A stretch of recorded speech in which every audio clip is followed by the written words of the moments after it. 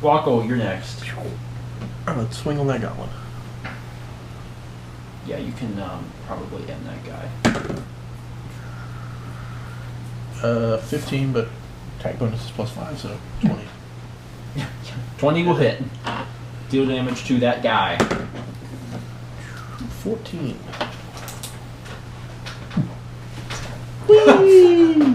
He's very exploding. With all of that being done, there's a sound of silence as you look over the felled enemies on the floor and the massive amounts of blood, and in some cases, some of you fire that is filling the room. Can I check this room? And, Can I search it? You leave initiative. Yeah, give me a perception check. See how perceptive you really are. Nat 20 +3. You got a nat 20? Weren't we supposed to critically fail There's the whole something? layer. I just got hurt a lot. Just breaking. Okay, with a nat 20, Corliss looks around and notices all sorts of fun stuff. So you're looking around this room. Droop has already informed you previously that this is the king's quarters. There is no sign of the king. The only thing in this room is this wolf. I'll go ahead and give you a description of this room. This chamber's been set up as a crude living space with thick furs thrown on the floor to serve as carpets, old trophies hanging on the walls, large bed to the north, and a brazier of coals burning brightly. A round table with several chairs stands to the south near the door, and otherwise you don't see anything of note. However, you can tell with your nat 20 that the door that's further, over there, you can tell that it's cracked, and you know for a fact you're being watched. Okay. You also know that they don't know that you know that they being watched. You being watched. Can I shoot an arrow through the crack in the door? You're on a heater, roll another 20. Yeah. Okay. They are in 3/4 cover, which means that they get a +5 to their AC, but hey. How many people are... What's in there? How many Shoot things? it and find out. Just like a piece of pie-shaped closet. Okay. You ready? 12 +7. 19. So you shoot an arrow into that slit. The door is barely cracked. But with a 19, you fire very carefully and it flies right into that crack. And you hear, "Oh my God! Oh, Jesus Christ! Ah!" Roll damage. What if it's the Rock Seekers? Yeah, no. Why would he be in a Is room it that safe to you're come walking out? Oh my God! Oh, I love it. 6. Piercing. 6 damage. We don't know. There could be a baby gate that they can't get over. So you hear a loud scream. Do coming they hear a from- loud scream? Yes, they also hear the loud scream. So there is. No, stay down there. Stay down there. In case they try to escape. Damn. Oh. What happened? He rolled 2 nat 20s. I rolled a 1. Well, 19 for Just for initiative. 20 for your... 18 for Elmos. I decided to be taking that. I was team 0. 15. What'd you roll? 0. 0. Good move. 4. From out behind this door walks what appears to be a dark elf. A But drow. Spider wasn't supposed to be there. Or is it not Spider? There is a drow that walks out from the. Is that what we hit? That is as she walks out, female. She's pulling an arrow out of her head, and there's blood running down her face. and she is pissed. So she walks out, and the first person is Drew. Drew gets GTFO. Just get out of there. Through the door. Does he know who that is though? Like on site? You'd have to ask him. He's not like, oh Well, he shit, needs I to know make who a that is. decision. Huh? If he knows who it is, do you think he'd run, or do you think he'd like stay and fight? I mean, he has like 1 hit point, so he don't want to do nothing. But is it gonna be like, oh, that's my girl? Oh, Tanya! Yeah. We're cool, everyone. Oh. Now, why'd you shoot Tanya? He No. gave me a butter biscuit one day. No. Droop gets out of there. Fine, but we don't know. So he comes out through here and he's like, yo, Tanya is up there. Can he do that? Droop runs into the room. What do you want to say to Droop as he runs through the door? Tanya. What? Make him tell him who it is. Like, there's a dark elf. What's up there. going on, Drew? Got Tanya. Scary creature. Ah! Don't know. Never seen before. Okay, thank you. That's all I needed to know. Cool. Next up is Schmudope. I'm gonna attempt to scale the rubble. Okay. It's going to. You're gonna have to make a. Probably acrobatics. What? You got it. Good. We'll do acrobatics. Acrobatics check to get up, and you're going to be able to move more or less half of your spaces, so you'll be able to get to like the top of the hill if you do it successfully. 18. You manage to very carefully scale the way to the top of the hill. He's closer to the middle there. Yeah, like there. From there, you can see into that room. Mm-hmm. You see an unconscious dwarf lying on the ground. Who called it? Can I see into the room with the dark elf? You can see a little bit. The door was pushed open enough for the Specifically, to can come I out. see the dark elf? No, Oh. not where it's standing. Well, shit. But you got that Potion? dwarf. Just throw the potion at that dwarf. Healing. Go! Yeah, I'll use a potion of healing on the dwarf. You can't get to the dwarf. Throw it. Use my glass staff and poke it. Use your mage hand. Don't you have mage hand for her today? Actually, I do. It could like go. Caress his beard with your mage hand. Mage hand potion? Sure. I don't see a reason you can't use that. That seems fine. So it just happens, right? Yeah. You don't really have to, okay. So potion comes down from heaven and just pours it on its face, and How much is the game? How does that work? 2d4 plus 2. Does he actually D4. have... Oh, Oh. 6, 7, I'm sorry. 7. Yeah, brain dead. So his eyes start to open, and he looks around. He's not really sure what happened, but now he slowly rises to his feet. Walkle, you are up.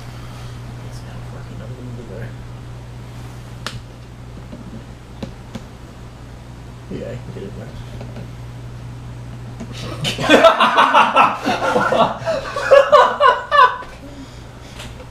Alright.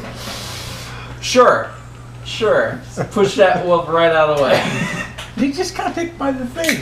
That's okay. He got moved back. Yeah. He stumbled backwards. Shit, it was a bludgeon. Knock him back a couple inches out my way. Good. Okay, I'll buy it.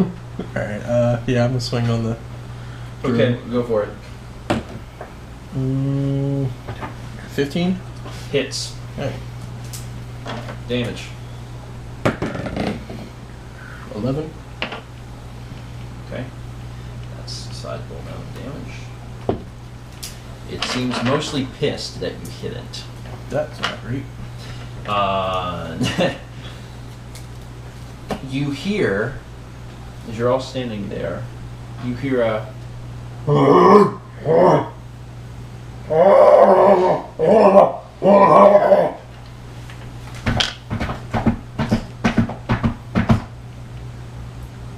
From?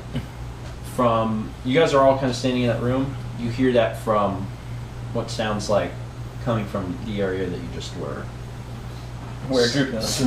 Down here? No.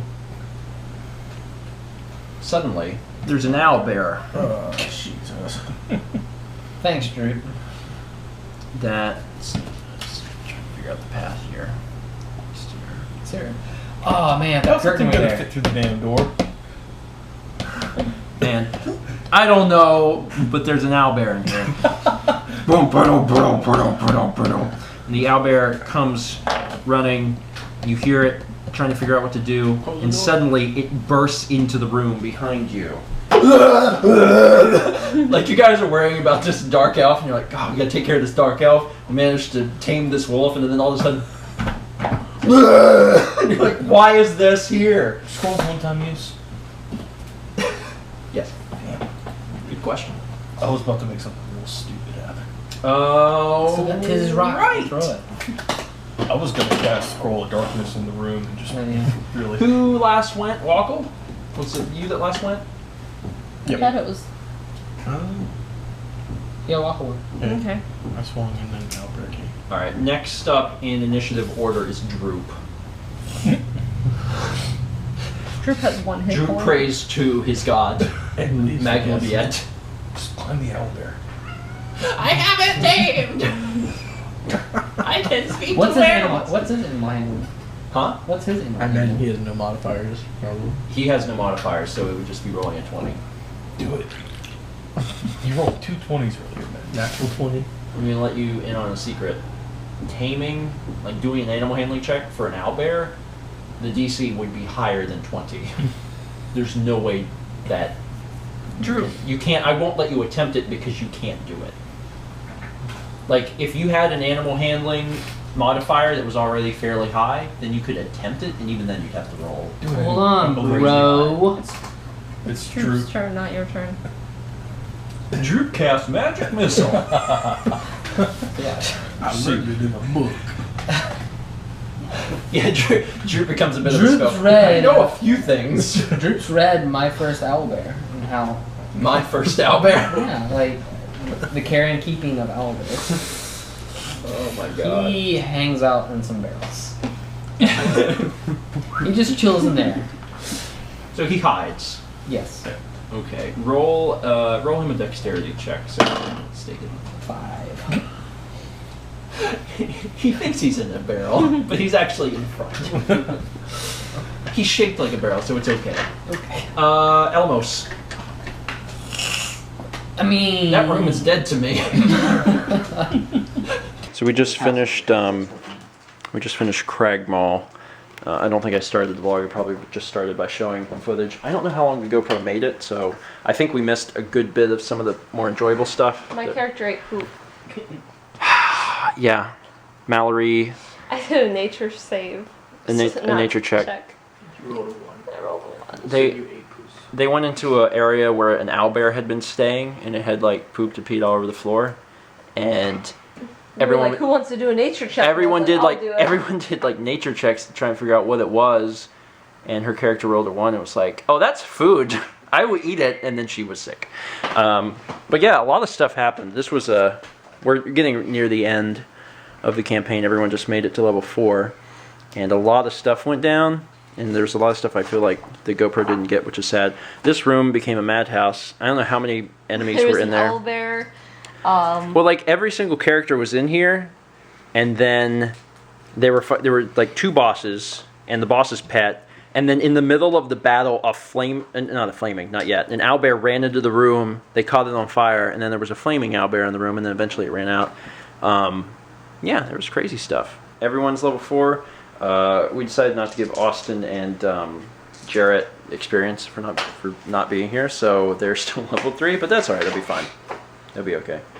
And you've got a bunch of new spells. And there's only one more dungeon left, and then the entire campaign is over. We finished up for the night. Oh, I can change it to a shit. And the other day I did a first 20 on the Hitman beta, and they give you 2 missions to play. Technically 3. One mission is where they teach you how and they guide you through a level. Then they let you play that same level again, freeform, however you want to do it. See, up to the left. There's a guy coming. So there's one other level and there's we've another. been playing it, and William decided to tackle it in the most ridiculous way possible. He literally killed everyone without leaving the starting area. Like, right now, he is right at the beginning of this level behind this truck, and he just started by killing the first guy, and then as every single person walked by, he shot them in the head. And there's... Keep setting up that alarm. Like, press RB to show how many bodies there are. Like, all those things right there are just dead people. Like, it's preposterous. It's a big gun. Is there? He only have 7 bullets now. He only needs 6. Oh, you didn't get him. Uh-oh. Oh. Keep shooting him in the shoulder. Is he... I think he's down. Yeah, he's down. It looks down. But, yeah, whenever he looks now, it looks as if maybe he's killed almost every single person. There might be, like, one... Here, see him? Yeah. There's like 1 or 2 more guards and that's it. You may be able to beat Oh the... shit.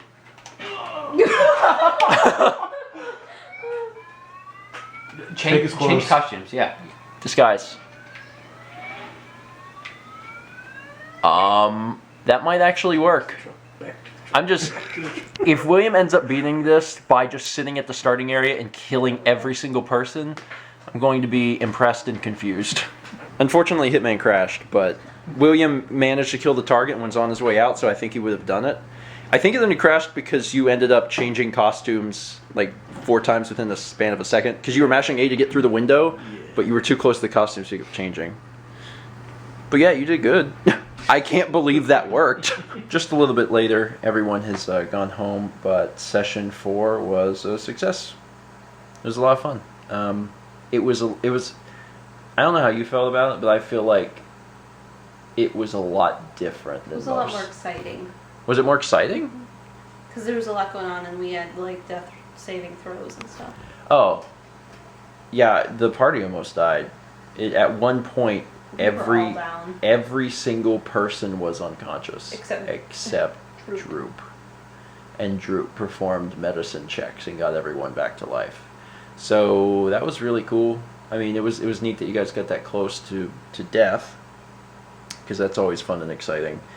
But for me, it was a different experience because, I mean, you guys did a little bit of Wave Echo Cave at the end, but for the most part, the entire session took place in Cragmaw Castle, and you guys completely shattered my expectations of what you were going to do, because you guys went in like... Straight to the boss. Yeah, I mean, what happened was I expected them to go through the front door, and they went to a side door. And the way we set it up is instead of taking every character, even the people who aren't here with us, that we left them in town.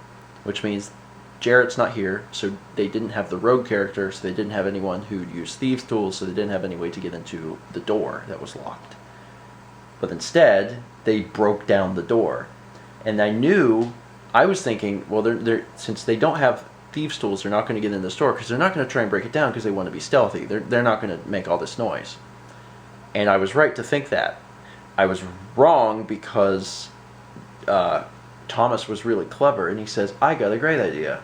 I'll cast silence. It will silence an area around the door, and then we can break down the door, and it will be completely silent. And I'm like, oh my god. Yeah, okay. So that's what they did. They cast silence on the door area, made the entire area around it silent. Then they broke down the door, didn't make any noise at all, and then they were in the back door of the castle, and they were like, let's explore. So, like, they would, like, open doors and peek in to see what was going on. They'd be like, oh, there's enemies here. And then, because they had a goblin who had been to the castle before with them, who was on their side, the goblin was like, oh, that's where, the king stays. And they're like, all right, that's where he is. So, like, they skipped pretty much the entire castle and went straight to the boss. And I'm like, that's not what I expected at all. But you guys handled it well. Thanks. I mean, you did good. It was just... Close. It was... Really close. Yeah, it was a different experience for me. And I had something queued up that I wanted to do with bringing back a previous character for Thomas. So I did that, which I thought was fun.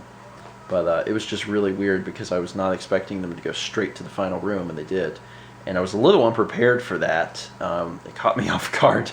But after they took care of the boss, they did go back through the castle. There were still enemies in the castle because there were some enemies that just didn't know, and they went and looked around, got some stuff, and fought some interesting monsters. But yeah, now they're on the final chapter. So next session, what's going to happen is we basically everyone meets here. We have lunch somewhere, and then we come back, play for a few hours. Then we all go out and have dinner, come back, and might play a little bit more.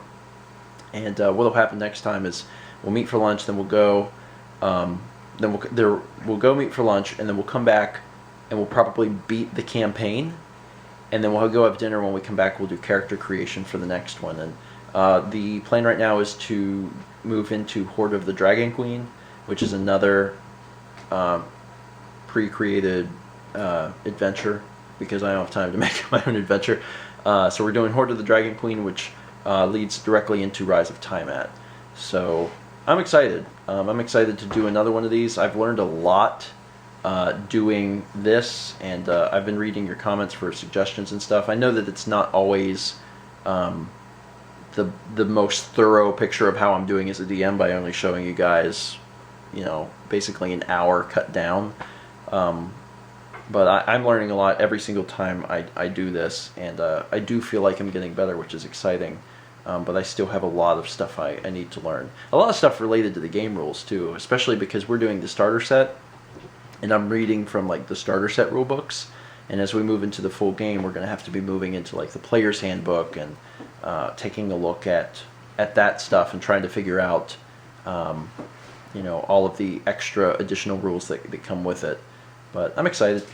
There's already some stuff that I've looked through on the rule book, and I've decided I'd rather homebrew it a little bit. Some of the stuff is related to like spell scrolls, because the way it works in 5th, I don't really like. It's like you can only cast a spell scroll if that spell is in your whatever it is, magic family type thing. Like if you don't know arcane spells, like if you wouldn't learn Fireball anyway, then you can't cast the Scroll of Fireball. I think that's stupid. I think anyone should be able to cast it. But if someone does cast it, it should be like a high risk. It's the warrior who doesn't know magic can attempt to cast Fireball, but like there's a high probability it's not going to work, or something is going to go terribly wrong. So I think we're going to kind of homebrew that. Oh, the other thing we added this session, which I thought was really fun, is we added critical fails, which was the best decision I've ever made. Because we've been playing where obviously you roll a 1, you automatically fail. Now if you roll a 1 on a check, it's a critical fail, and something bad happens. We started doing that this session, and it led to some amazing times, because William, I don't know what was up, but William rolled so many 1s tonight, and it led to him ultimately doing more damage to himself and his comrades than enemies. But it was great.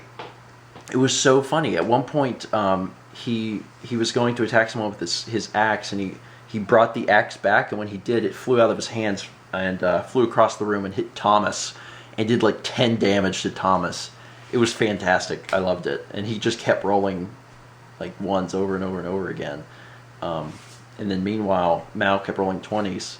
Although she did roll a 1 on that check to figure out the poop. And she was like, no, this is food, and she ate poop. So that's kind of a problem.